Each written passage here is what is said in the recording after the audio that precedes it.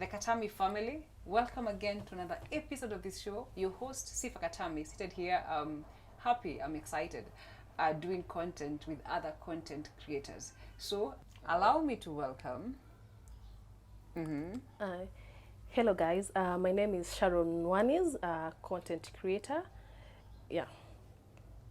And my name is Rawbean HD, also a content creator on YouTube. Nice. Yeah. So let me ask you, you guys, I think even before I go to how you guys began this journey of content creation, there's one thing I really want us to discuss, and basically on loss, okay? That is something that hardly people want to talk about. Someone might have faced a loss, but I don't want to talk about this. I feel if I talk about it, I'm a burden. How was it for you guys when you lost your mom, to a point whereby telling us the beginning? How was it? How did it feel like, the middle and then the end? Yeah. Loss is a very, very bad thing. Yeah. I wouldn't want even my worst enemy to experience that. When I lost my mom, it was a road accident, and she was just from my place. She was going back to the village, and she came for a checkup here in Nairobi, and we wanted the best for her. She had a varicose vein, and so we were scared. She was supposed to undergo a minor surgery, and when she was here, we went to different hospitals, and then the only solution was that minor surgery. So we sent an authorization and pre-authorization to NHIF, and then they told us to wait until the following week. So she was going back home so that she can come back the following week too for the surgery. So on her way back home, she was in a North Rift Matatu shuttle. Yeah. So on our way back home, I think the following day we woke up in the morning, and then my youngest brother called me and asked me, "Hi mom, Sharon, have you talked to mom?" I'm like, no. But okay, the previous night, even at around 7 p.m., mom left Nairobi at around 2 p.m. So the following day, in the evening, my brother asked me, "Sharon, has mom contacted you?" And then I was like, no, but there's a road accident at Nakuru, some few kilometers to Nakuru. Some few kilometers to Nakuru. And he told me, there's an accident, and I think the matatu was going to Bungoma, or maybe Kimilili, but I think it's Bungoma. And I told her, mom left Nairobi at around 2, so by now she's past Nakuru. It's not their vehicle. And so I slept, because I know my mom can't be involved in an accident, my mom can't die, my mom can't be, So the following day in the morning, my bro called me at around 6 a.m. So the following day. And then she's like, Sha, has mom really called you? I was like, no. So I decided to call my dad. I called my dad, and then my dad told me, no, bado gari haijafika, but just try. Let me try and call North Rift Kimilili and see if she got home. So, and then I went to Facebook, because my brother saw it, I think, on Twitter. Yeah, because actually I think it was broadcasted. It was on Twitter. Happened. Yes. Yeah. So I went on Twitter. I didn't have Twitter. I went on Facebook. And then I saw North Rift, car accident. And then there are numbers on the matatu. So there's Bungoma, Kimilili, I think Eldoret or something. Yeah. So I saw that Kimilili. And I was like, no, this is not. This is not the mom's vehicle. And then we bought our mom a chipu. It was in a white bag. So when we were trying to zoom that photo, we saw that a white bag with my younger sister. We saw that white bag, and then we were like, this one, it's not our mom. We were just like, it can't be her. So my dad told us to go to North Rift just to confirm, North Rift and Nairobi. So we went there, and then we were told, hey, kuna gari, it was going to Kimilili na haijafika. And also my dad told us gari yenye kina mama walichukua haijafika. So hapo we were sure mom was in that, it was their vehicle. Did you So try calling your mom? we tried, at of that particular course. time? Of course, we tried to call her. We tried to call, and then so the only option was just to go to North Reef, just to confirm if it was actually their true. vehicle. So we got there, and then we were told. So it was confirmed. It was actually confirmed that she was in that vehicle, and then they gave us a list. They asked us her name. I told her name was Anne, and then they checked the list. I think when the accident happened, most of the people had died, and then when we checked the news, they said only I think 8 people died, or 6 people. But now we were counting.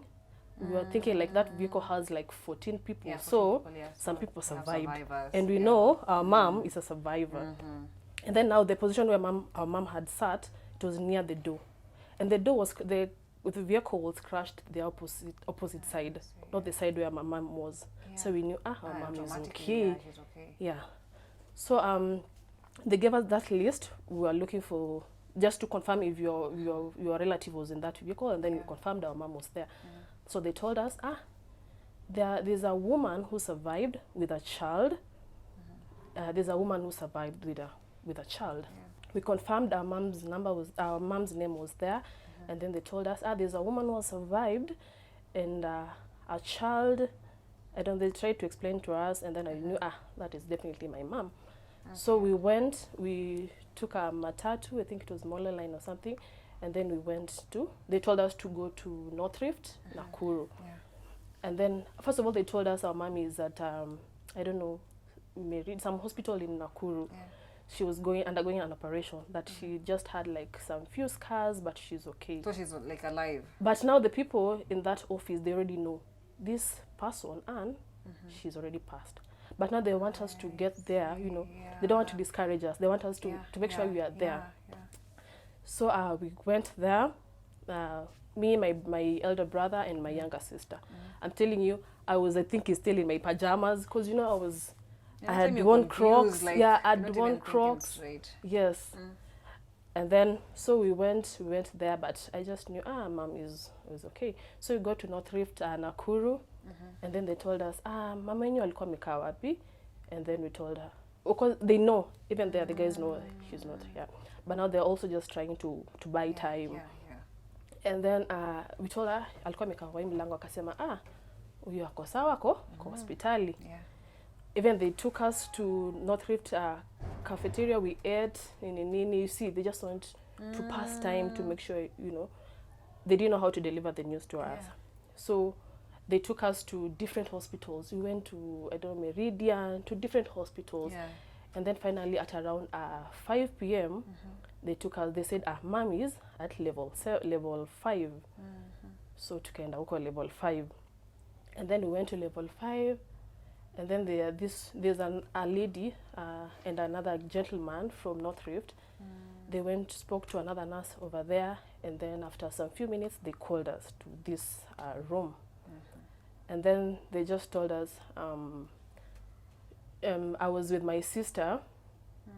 I was with my sister and my brother. So we were there, and then she was just like, she was trying to explain to us, this lady, and I could clearly see. I just wanted her to show me my mom. Where is my mom? Kama it's surgery, just show us.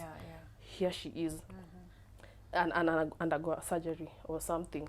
So she was just like, your mom, she survived, but on her way here, we did our best.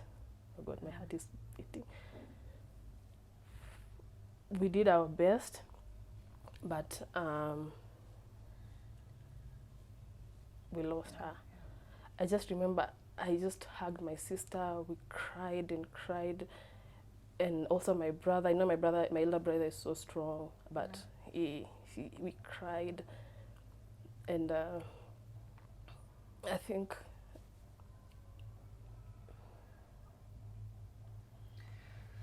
so. We were just told she's no more. So I don't know what happened. After crying with my younger sister, I was just so strong for, all of a sudden I was just strong. And then my dad was coming, because my dad knew my mom was in the hospital. We had called her and told her mom is in the hospital, but she's undergoing surgery. So I just told her, Dad, you just come. Mommy is still undergoing surgery. You just come. After I was told Mommy is not here anymore. So I just told her, you just come. Come, she's still in surgery. She's still in surgery. So Dad came. And then, so this North Rift guys took us to a certain mortuary in Nakuru. And then we went to this room. It's a very cold room. And then, walikuwa wamelalisha watu hapo chini. And then this guy just told us, Ebu, just identify your person. And then we entered that room. And my mom was there on the floor. At that particular time, what was racing in your mind? You know, you. Mm-hmm. Oh, sorry. Mm-hmm. Like, what was racing in your mind? You know that particular time Mm-hmm. when you sort of blame God, Mm-hmm. like God is someone who has come to visit us. Mm-hmm. You know, if you knew very well Mm-hmm. this was going to happen, Mm-hmm. why have you allowed it? You know. At that moment, I was not even thinking about God. I don't know. I was just confused, especially when I saw my mom on that floor. As in, my mom was a very, very strong person. Very, very strong. So I'm just looking at her. She's there on the floor. And I'm like, just wake up. Like, wake up. Because I know my mom is a fighter. Yeah. Like, actually, we've even seen her the my way mom, she has been my vying mom, for my the mom is a political fighter. seats. Yeah. My mom doesn't care if you're a CEO. He'll just talk to you. You're a CEO, so what? I'm not a CEO, but you have to handle the things the way I want it to be handled. The right way. Yeah, the right way. So I was like, any mom is just there, helpless. Hakuna mtu anaweza msaidia. As in, nilikuwa na feel like, Mom, amka. You're a strong woman. Amka. Jiamtoka. Wake up. You can do this. And then kulikuwa na the driver. Oh God, I'm shaking. Kulikuwa na these other people hapo kwa floor, the driver na nani wamekatika. And then my mom's body ilikuwa tu sawa. As in, everything was just okay. But I just remember her face. Alikuwa nikana anatoa machozi, and then amekaza mdomo. Amekaza, I think she was in pain.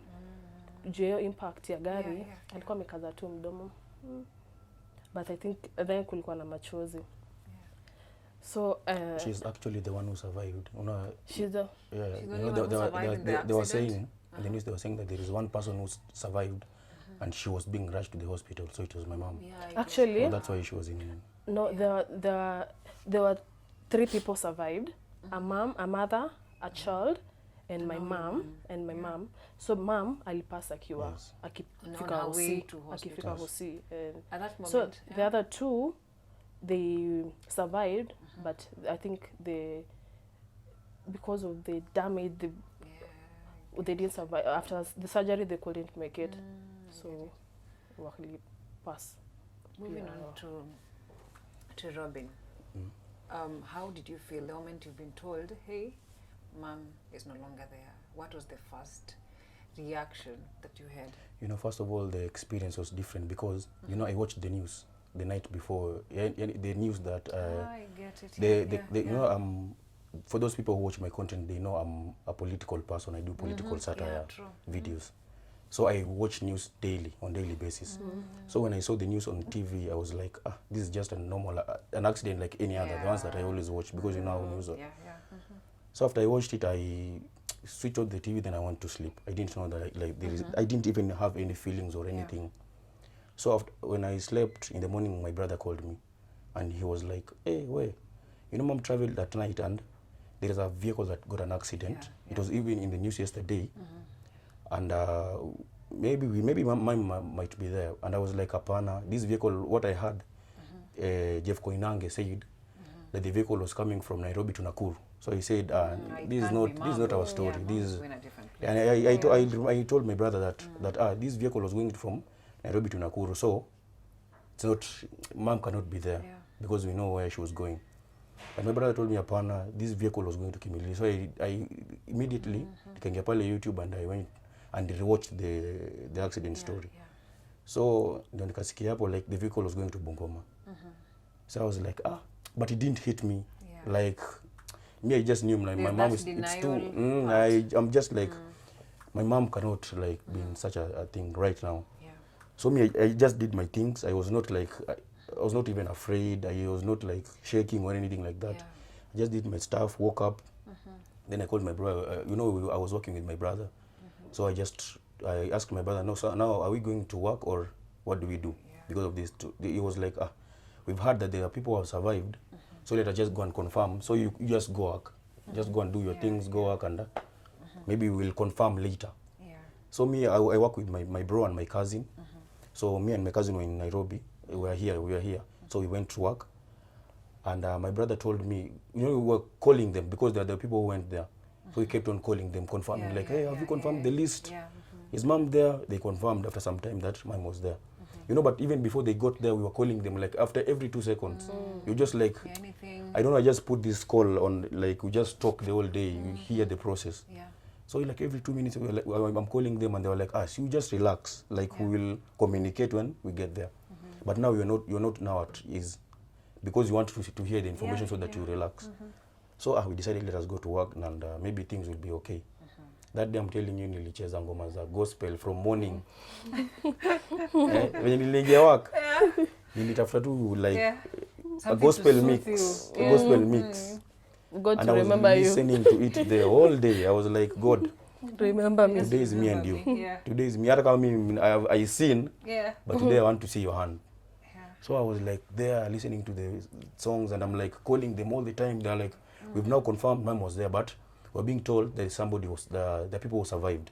So I was like, because my mom is a fighter, she's the person who survived. Even if it's only one person, she's the one. Yeah.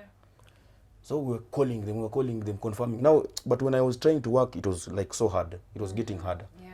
Because I was listening to the songs, Nini, I get emotional kidogo. Yeah. But I just say, no, it's not mom. It can't be. It can't be. So and at the same time, you're praying and you're telling God, man, hey, God, now it's too early for mom to go. Yeah. And you know that, so that the previous day, that day that it happened, I just talked to my mom. Like I talked to her and we were planning on things to do the following day. And she informed me, you know, my best friend back there in the village, my mom, he had lost the mother in the morning. So my mom delivered the message to me, but I was like, mom, I know it because we've been communicating. Yeah. So I know it. So we talked, planned for the following day. She was like, I will call you, Kesho, you do this 1 or 2 things for me. And I was like, it's okay. So nikamwambia, let me finish what I'm doing, then we will talk. Yeah. So I was like, hey, now when they were going there in Nakuru to confirm, we were like on the phone always. You keep on calling them. Tell us. Then you know, like it was in the morning around 7. So you approximate from Nairobi to Nakuru is almost 2 hours. Yeah. So I know by saa 3, saa 4, I'll know what has happened.